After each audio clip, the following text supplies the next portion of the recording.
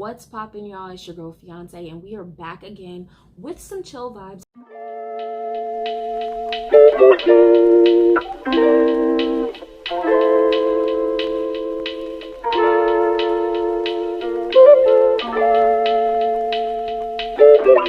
As you can see, I am snuggled up in my blanket today, but as you can see by the title, we are going to be doing something I haven't done on my channel in a long time, and that is reviewing a TV show or a movie. Today happens to be a movie. Recently on Netflix released was Malcolm and Marie. I'm not sure the specific date, but it was supposed to be, around Valentine's Day, but this film seems to be more of an anti-Valentine's Day. Oh, he's so sensitive. He's romantic. I bet he's sweet, right? You know what, Malcolm? I feel like once you know someone is there for you and once you know they love you, you never actually think of them again. It's not sappy, lovey-dovey like what you would usually see, and Netflix has plenty of those. Also this month being released is To All the Boys I've Loved Before. If you guys want to see a review on that, let me know in the comment section below. Also, while you're not really paying attention, why don't you click that subscribe button, because that'd be kind of cute. No, but anyways, guys, also, if you are not into spoilers or knowing a little bit too much about something before you watch it, I suggest you click off, because there's going to be lots of that in here. Anyways, so the movie is in black and white, and for a lot of people, I know that that's like a huge turnoff, and usually it is for me too, but I kind of liked it in this sense because it's kind of different from something that you would normally see. Also, the vibes that this movie gave me was something that is meant to be kind of abstract and sent straight to like Sundance or NAACP or something, like, you know what I mean? It wasn't really meant to be like, hey, this is going straight to the box office, this is going to be the #1 movie in the country, like, something like that. It was more, I guess you could say, indie, but like a black version, if that makes sense. So anyways, the movie starts off, Malcolm and Marie are coming from like an award show or something, because in the film he's actually a director, and he's really excited, still on like cloud 9, like, yes, I won, whatever. And Marie, who was played by Zendaya, she wasn't really feeling it. She was just like, oh yeah, that's great, you did your thing, whatever. And he's just like, eventually he gets kind of fed up with her just like melancholy attitude and just not really feeling it vibe. And he's like, okay, what's wrong with you, whatever, like, let's just get this out there. He's like, you always find a way to ruin a good time that we're having. And she's like, you didn't thank me. Well, after she says, you didn't thank me, he's like, I didn't thank you? He's like, you're trying to ruin this night because I didn't thank you? He's like, you acted like I did it on purpose. And truthfully, it's kind of never answered. Well, at least maybe I missed it. It was never really answered if he did it on purpose or not, because when they started like getting into those really explosive, toxic parts of their argument, like, you'd almost think that he did it on purpose, like, dang. So they started going like tit for tat and just like low blowing each other, like the types of arguments they were having, like, insane. Like, I'm sure everybody, well, I'm not gonna say everybody, because I don't get down like that. I'm not gonna sit up here and talk to my spouse like how they were talking. Like, there's this one scene in there, like, she was in the bathtub just like, looking real sad and depressed and stuff like that. And he comes in, because like I said, they were going like back and forth. Like, at first the argument was together, and then when one of them feel like they didn't get the last word, they sit there for a second and then just go back like, you know what, this is that and the third and whatever. But the bathtub scene like really got to me. He comes in there and he sits on the edge of the tub, and he's just like, you know what, yeah, something like, I don't know, I think he was just talking about like the different people he was with. He was explaining like which parts of the film were inspired by different people, because eventually it came out that she felt like she needed to be thanked because she thought the movie was based solely on her life, because you find out that she was an addict and she got clean, but she had lots of relapses and stuff like that. But that bathtub scene, he goes into depth about which parts of the movie were about. And then you kind of realize he has like this, I guess, a savior complex about him. Like, I guess Marie was saying in the film that his family, I guess, had a little bit of money or something like that, and they were able to put him through like top college and whatever. And so I guess there's always like this thing in movies, and I guess sometimes in real life, I guess that's where they get the basis from, like that rich people like have a thing where they like to like take poor people, I guess, and make them like a study or a case, like to observe them or something. And it feels like almost that's what he was doing. Like, I'm gonna take all these broken girls and like observe them or whatever. And then he just made an entire film based of all these drug addict, borderline hooker type females that he was just really into. And since I guess he had a type, she thought the movie was, like I said, solely based on her, and it was not. But anyways, that scene really got to me, because instead of just being like, hey, you know, you weren't the only person that came to mind when I was writing up this script or whatever, he's like, oh,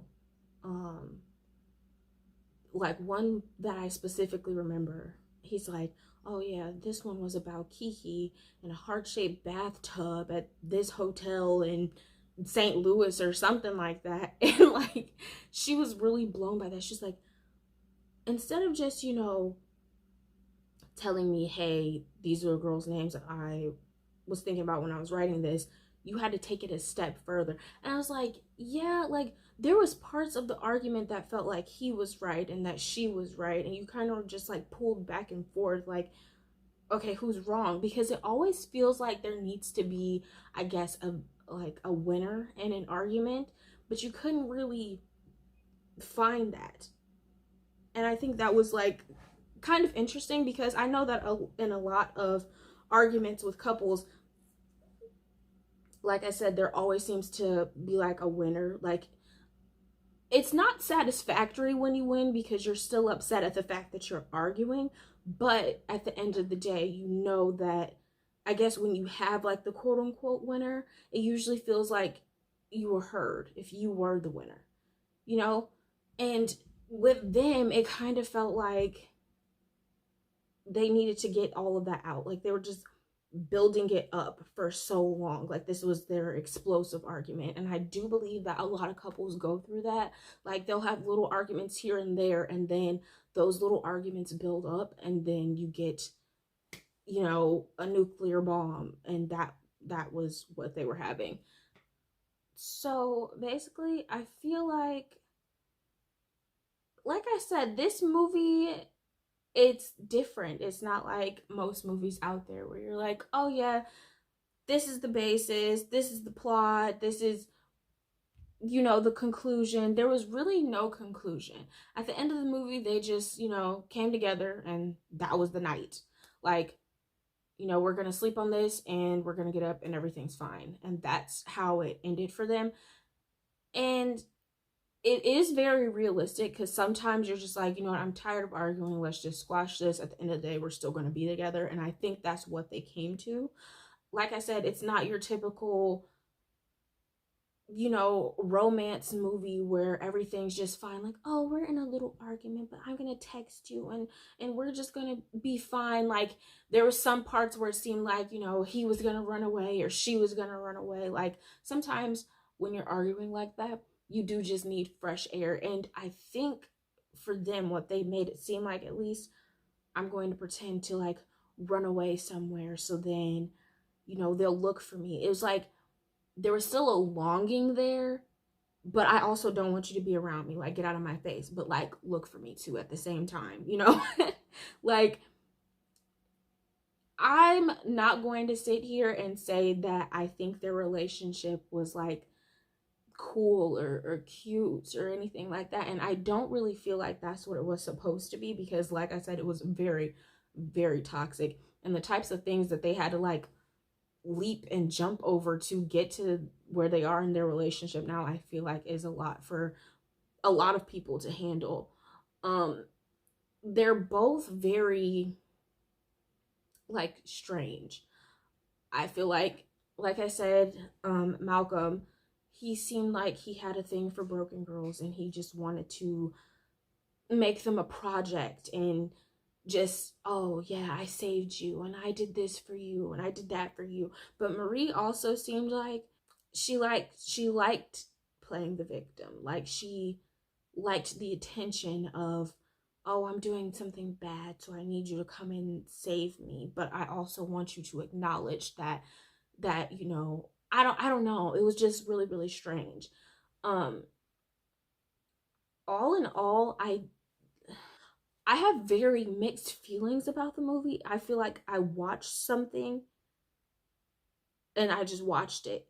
Like, I understood everything that was going on, but I want to actually like talk to the director or whoever wrote it or something and be like, okay, what was I supposed to take away from that? Like, yes, arguments are intense, arguments, you know, are whatever, but it was literally set in one house the entire time in black and white, and it was just an ongoing dialogue. That's basically what it was. There was no, oh, let's cut to this place and we're gonna do this and that. No, it was just, let's focus on this one central argument. Do they develop from that? Do they like, oh, this is our resolution, we're just gonna get up the next morning and, you know, go our separate ways? You don't really have that type of conclusion. And I think for me, I guess I'm a traditionalist type of movie person or whatever. I like a conclusion.